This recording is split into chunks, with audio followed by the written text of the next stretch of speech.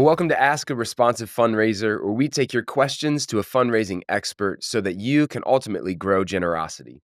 Today, we're taking your questions to Mike Esposito.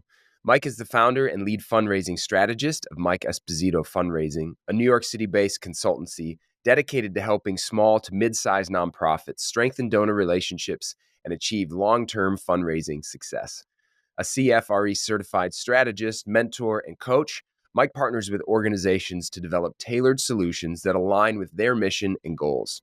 His expertise spans fundraising strategy development, major gifts, donor stewardship campaigns, and board and staff coaching, offering nonprofits the tools and the guidance that they need to build sustainable, high-impact fundraising programs. Mike, thanks so much for taking the time to answer some questions today. Thanks for having me, Scott. We're going to jump right into the first question, which is this. We know major gifts are critical for growth, but we don't have a structured approach for identifying and cultivating these donors.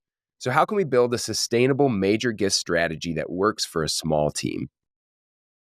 Great question. So, I would start by defining what a major gift means for your organization, whether you're starting at $5,000 or $50,000. Next, I would identify current donors with the potential to give at that level or higher using a wealth screening platform. Then assign major donor prospects to a team member and create a clear engagement plan for them. So this could include cultivation, making the ask, and ongoing stewardship.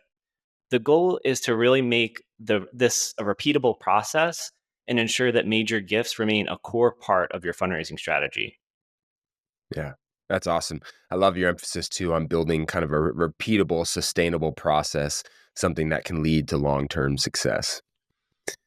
All right, second question is this. Our board wants us to increase fundraising revenue, but they're not actively engaged in donor cultivation. So, how can we get board members more involved in fundraising without overwhelming them? This is such a common challenge, Scott. I feel like I hear this regularly.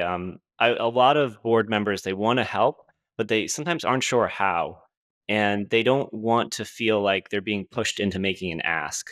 The trick is to meet them where they are and make their involvement as easy as possible. So one simple way is by bringing a list of potential supporters, so corporations, foundations, or individuals to your board meetings and ask board members if they have any connections to these people. A lot of times they do, but they never thought about how those connections could support your organization. Yeah. Another great approach is relationship mapping. So you could use LinkedIn to find where a board member worked, where they went to school, if they served on another board, to identify if there's anyone in their network that could be a good fit for you. And if they don't have a LinkedIn, you can always create a quick form and ask them to fill that out that has their past employers, alma maters, and any community involvement. And then I think just lastly with this one, when it comes to appeals or campaigns, make participation effortless for them. So, draft those social media posts they can easily share, provide some email templates they can personalize, and give them clear, specific ways that they can contribute without feeling like they've got a second job. The easier you make it, the more likely they are to get involved. Yeah. Yeah, it's so important making that process simple and a lighter lift while still being impactful, I think is really wise. All right, question number 3.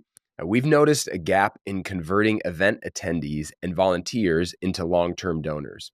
So how can we turn existing engagement into sustained financial support? I love this question because it highlights something that a lot of nonprofits miss, and that's the fact that engagement doesn't automatically translate to donations unless Right. there's a clear follow up strategy in place. So, one simple but effective tactic that I use is to capture key interactions after events. So, whether it's a gala, a cultivation dinner, I always recommend, sending around a form, a shared form for your staff to fill out and asking them to record the conversations they had with your board members, your donors, potential funders. And this really ensures that everything gets tracked in your CRM and it makes follow ups feel more personal. So if someone mentions they're passionate about a specific program or that they'd love to get more involved, you can tailor your outreach accordingly rather than just sending a generic email. And I think another strategy there is creating a clear next step for attendees. So maybe select attendees are invited to lunch with the executive director, or a behind the scenes tour, or even an exclusive opportunity to meet some of your program participants. The goal is to keep them engaged beyond that one time experience and make giving feel like the natural next step. Yeah. Yeah, a huge part of responsive fundraising is being able to suggest the next best step for the person, and so, man, we certainly resonate with that. All right, last question. Corporate partnerships could be a big opportunity for us, but we don't know where to start. So, how can we approach businesses in a way that leads to mutually beneficial sponsorships? Yeah, corporate sponsorships can be a game changer for nonprofits, but it's important to keep in mind that they are a little more transactional than when we were just discussing major gifts. Businesses aren't looking to write a check. They generally want to just write a check. They're looking to get something in return. So whether that's brand awareness, employee engagement, or access to new customers. So I'd say a great place to start is, with your board and your top supporters. Who in your existing network works at companies that have supported similar orgs in the past? Once you have that list of prospects, look for that natural alignment. Are there current events or programs or employee engagement opportunities that could be packaged into a sponsorship? From there, it's all about the conversation. When you meet with a potential corporate partner, don't go in with a pre-packaged pitch. Go in with questions. Ask them what their priorities are. Are they looking to build brand awareness in your community, engage their employees in volunteering, or connect with a new audience? Once you understand what's important to them, you can make a custom ask that aligns your needs with their goals.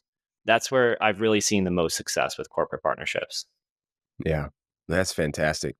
Mike, thank you so much for taking the time today to share some of your wisdom and expertise with people. We really appreciate it. Yeah, thanks for having me.